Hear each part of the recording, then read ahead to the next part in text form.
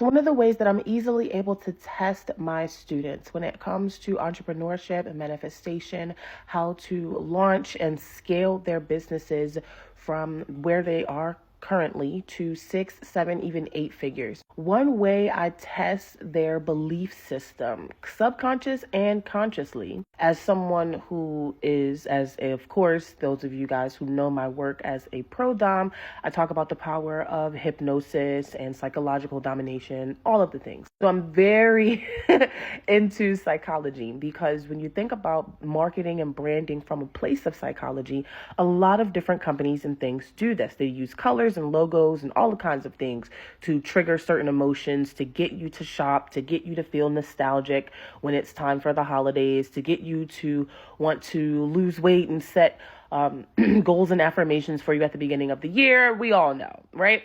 Even with the color purple for me is my favorite color, but also in color psychology suggests that I am royal and elusive and I live a life of luxury, and I do. However, one way I test my incoming students, especially in one-to-one consultations, which, by the way, I just opened up my calendar between now and the first of the month.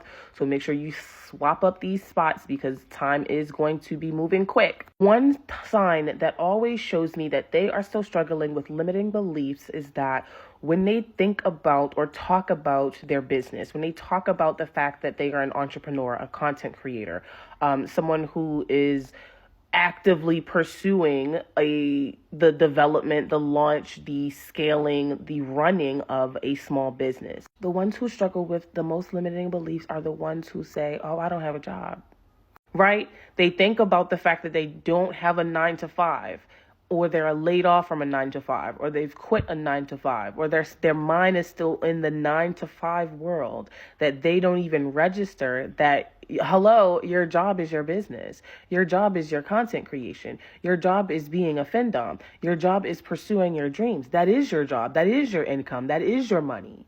Those who still see themselves as being unemployed or lacking something because they're not connected to the past, they're not connected to the traditional path of a 9-to-5. Those are the ones who often struggle the most with manifesting new clients, manifesting sales, manifesting progress in their business. Because again, they're so worried about the external, something that they used to be connected to. You knew you didn't want that fucking job when you were there. And then every time you go to a new job, you hate it and you wish that you were spending more time on your fucking business. Your business is your job. Clock the fuck in for your motherfucking self. The check is inevitable once you actually start working like you know the money's going to come regardless of what you do. Same way you have this faith in your 9-to-5 that they was finna pay you when some shit go wrong with payroll and then you mad at your job. Right? So you might as well take that risk for yourself, a calculated risk for yourself, lock the fuck in, clock the fuck in for yourself, and work as if you know the check is fucking coming, because it is, and it does, and it always will show up, and it is, and it does, and it always will show up. Just fucking do it. This is your job. This is your job now.